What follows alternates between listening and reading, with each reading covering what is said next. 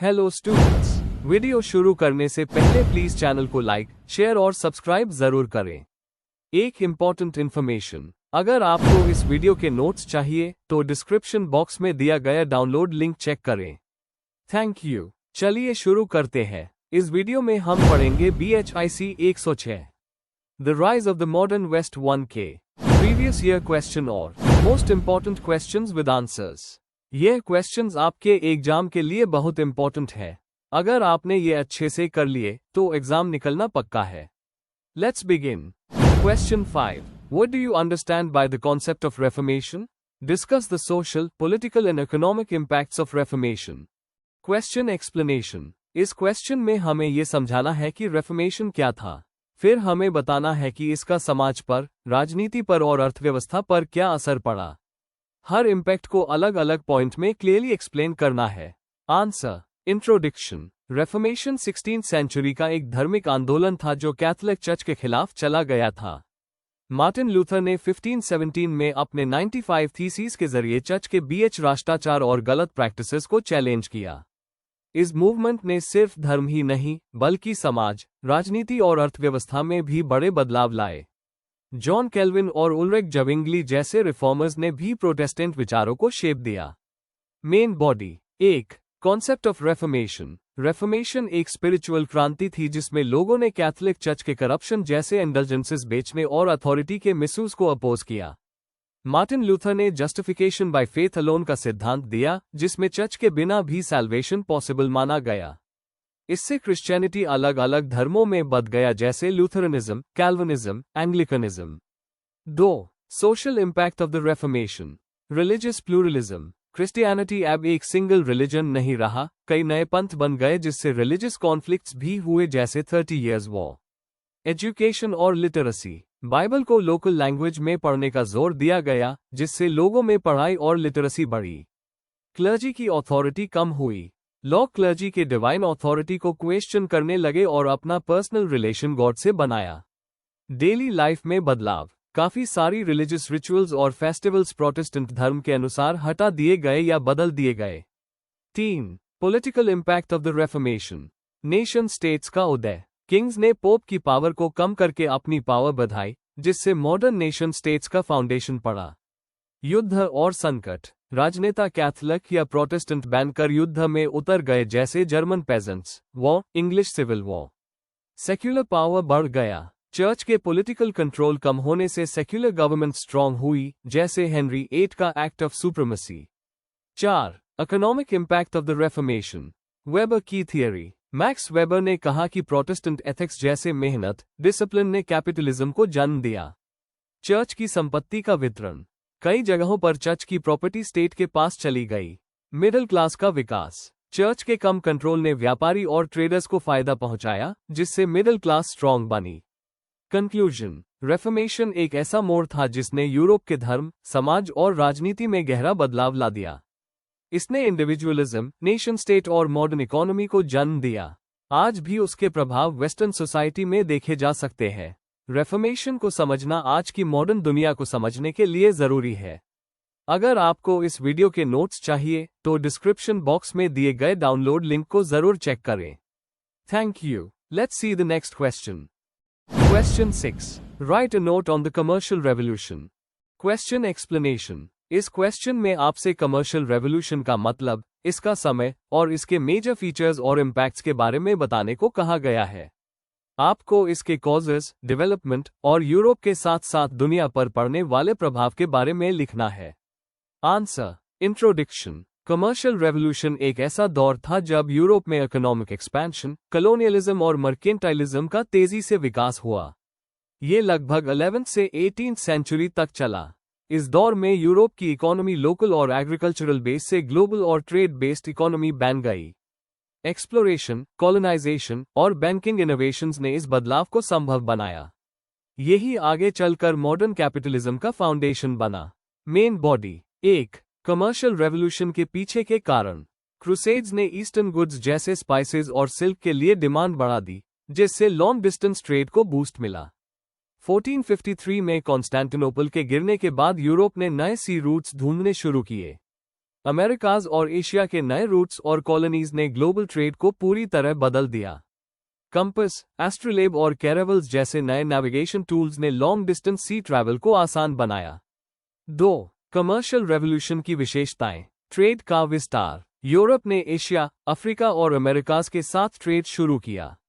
Spices, gold, tobacco जैसे items import होने लगे। मर्केंटलिज्म का उदय। राज्य एक्सपोर्ट बढ़ाने और गोल्ड रिजर्व जमा करने की नीति अपनाने लगे। कॉलोनियलिज्म और एक्सप्लॉयटेशन। स्पेन, पोर्चुगल, इंग्लैंड जैसे देश कॉलोनीज बनाकर उनके रिसोर्सेज का शोषण करने लगे। जॉइंट स्टॉक कंपनीज का विकास। ब्रिटिश ईस्ट इंडिया कंपनी जैसे बिजनेस मॉडल्स आए जिसमें कई इन्वेस्टर्स मिलकर रिस्क शेयर करते थे। बैंकिंग और क्रेडिट सिस्टम। बैंक और फाइनेंशियल इंस्टीट्यूशंस का नेटवर्क बढ़ा जो ट्रेड के लिए फंडिंग प्रोवाइड करते थे। मडीचीज जैसी बैंकिंग फैमिलीज प्रमुख बनी। 3. सामाजिक और आर्थिक प्रभाव। सिटीज का डेवलपमेंट। लंदन, एम्स्टर्डम जैसे शहरों का विकास हुआ और मर्चेंट क्लास उभार कर आए। फ्यूडलिज्म का पैटर्न। आर्थिक पावर अब जमींदारों के पास नहीं बल्कि मर्चेंट्स के पास चली गई। नई कंज्यूमर कल्चर। इंपोर्टेड गुड्स जैसे टी, कॉफी और शुगर यूरोप में आम हो गए। मजदूरी प्रणाली और स्लेवरी। चीप लेबर की डिमांड ने स्लेव ट्रेड और इंडिजिनस एक्सप्लॉयटेशन को बढ़ावा दिया। अमीरी गरीबी की बढ़त। पैसा कुछ लोगों के पास जमा होने लगा जिससे सामाजिक असमानता बढ़ी। 4. लॉन्ग टर्म प्रभाव और ऐतिहासिक महत्व। कैपिटलिज्म की शुरुआत। इन्वेस्टमेंट और प्रॉफिट जैसे आइडियाज इकोनॉमी का मूल बन गए। Global integration. इस दौर ने दुनिया के इकोनॉमीज को जोड़ दिया जो आगे चलकर इंडस्ट्रियल रेवोल्यूशन का बेस बना। आर्ट और साइंस का विकास। ट्रेड के पैसों ने रेनेसां और एनलाइटनमेंट में कला और विज्ञान को सपोर्ट दिया। युद्ध और तनाव। कॉलोनीज और ट्रेड के लिए यूरोपियन कंट्रीज के बीच कई युद्ध हुए जैसे Anglo Dutch Wars. Conclusion. Commercial revolution एक हिस्टोरिकल टर्निंग पॉइंट था जिसने यूरोप को मिडीवल इकोनॉमी से मॉडर्न ग्लोबल इकोनॉमी में बदल दिया। इसने कैपिटलिज्म, कॉलोनियलिज्म और नए सोशल स्ट्रक्चर्स को जन्म दिया। लेकिन इस दौर में एक्सप्लॉयटेशन भी हुआ और इनइक्वालिटी भी बढ़ी। आज के इकोनॉमिक सिस्टम्स पर इसका प्रभाव अभी भी दिखाई देता है। अगर आपको इस वीडियो के नोट्स चाहिए तो डिस्क्रिप्शन बॉक्स में दिए गए डाउनलोड लिंक को जरूर चेक करें। Thank you. Let's see the next question. Question 7. What do you understand by Western absolutism? Describe the characteristics of Western absolutism. Question explanation. इस क्वेश्चन में हमें वेस्टर्न एब्सोल्यूटिज्म का मतलब बताना है, जो एक ऐसा राजनीतिक सिस्टम था जहां राजा के पास पूरी पावर होती थी। साथ हमें इस सिस्टम के मेन फीचर्स या विशेषताएं भी एक्सप्लेन करनी है, जैसे कि पावर का केंद्रीकरण, धार्मिक नियंत्रण और इकोनॉमिक कंट्रोल।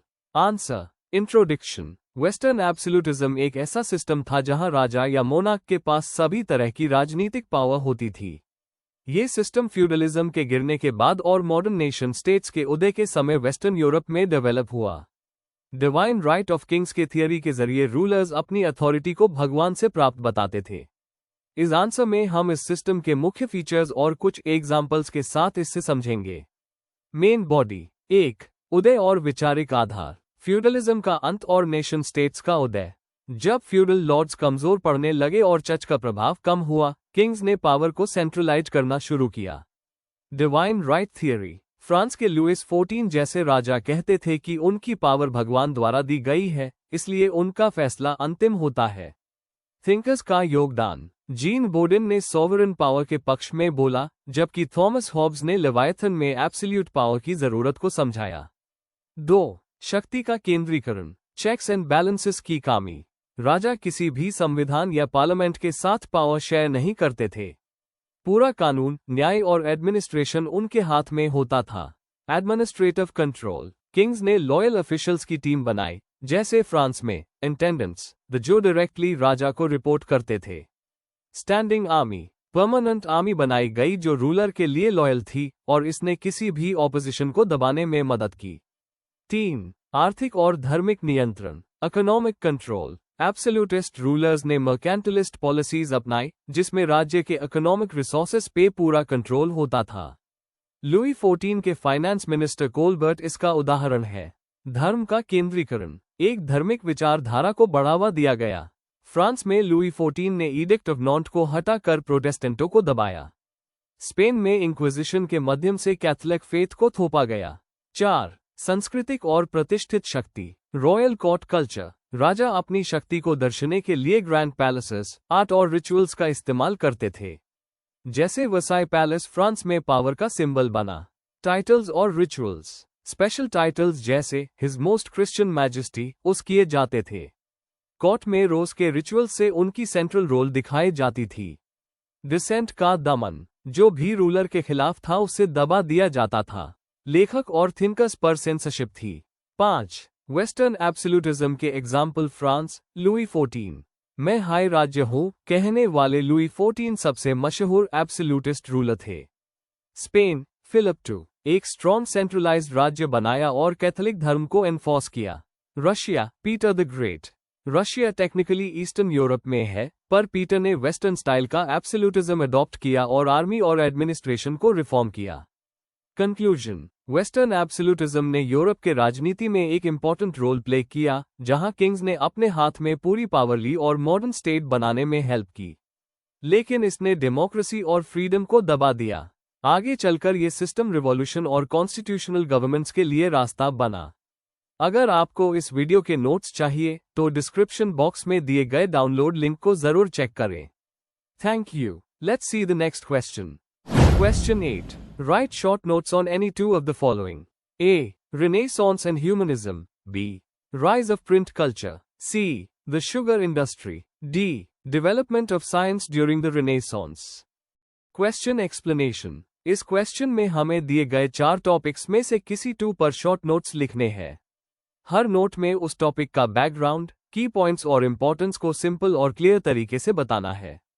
हर एक्सप्लेनेशन करीब 200 वर्ड्स का होना चाहिए। आंसर। इंट्रोडक्शन। यूरोप के अर्ली मॉडर्न युग में कई बड़े बदलाव आए, जैसे कि सोचने का तरीका, आर्ट और साइंस में नए नजरिए। रेनेसां और प्रिंट कल्चर के राइज ने इस दौर को डीपली इन्फ्लुएंस किया। इस आंसर में हम इन 2 टॉपिक्स को शॉर्ट नोट्स के फॉर्म में समझेंगे और देखेंगे कि इनका समाज और हिस्ट्री पर क्या असर पड़ा।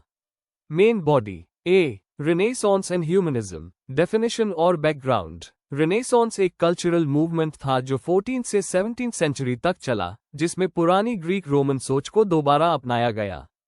ह्यूमनिज्म इसका इंटेलेक्चुअल बेस था जो इंसान के पोटेंशियल, सेक्युलर एजुकेशन और रीजनिंग को प्रमोट करता था। ह्यूमनिज्म के फीचर्स। क्लासिकल टेक्स्ट्स का पुनरुद्धार, रीडिस्कवरी। हिस्ट्री, लिटरेचर, फिलॉसफी जैसे सब्जेक्ट्स पर फोकस। इंसानी गरिमा और सोचने की आजादी को इंपॉर्टेंस देना। पेट्रार्क, अरास्मस जैसे थिंकर्स का योगदान। असर। नई एजुकेशन सिस्टम और सिविक थॉट डेवलप हुए। आर्ट में नए स्टैंडर्ड्स आए, जैसे डा विंची और माइकल एंजेलो का काम। रेफॉर्मेशन और साइंटिफिक रेवोल्यूशन की सोच यहां से स्टार्ट हुई। B. Rise of print culture. Historical background. 15th century में जोहानस गुटेनबर्ग ने प्रिंटिंग प्रेस का आविष्कार किया, जिससे पूरा कम्युनिकेशन सिस्टम बदल गया। की फीचर्स। किताबें सस्ती और एक्सेसिबल हो गई। आइडियाज तेजी से फैलने लगे। नॉलेज को स्टैंडर्डाइज करने में मदद मिली। सामाजिक और सांस्कृतिक इम्पैक्ट। लिटरेसी बढ़ी, आम लोग भी पढ़ने लगे। ह्यूमनिस्ट और रिलीजियस रिफॉर्म के आइडियाज इजीली स्प्रेड हुए। साइंटिफिक कम्युनिटी में रिसर्च और शेयरिंग बढ़ी। कंक्लूजन। रेनेसां और प्रिंट कल्चर ने यूरोप के सोसाइटी को डीपली ट्रांसफॉर्म किया। जहां रेनेसां ने सोच और कला को नई दिशा दी, वहीं प्रिंटिंग ने अन आइडियाज को सब तक पहुंचाया। इन दोनों ने मिलकर मॉडर्न वर्ल्ड की फाउंडेशन तैयार की। Before we end, please like, share and subscribe the channel for more such study materials and one important information। अगर आपको नोट्स चाहिए तो डिस्क्रिप्शन बॉक्स में डाउनलोड लिंक दिया हुआ है, जरूर चेक करें। Thank you.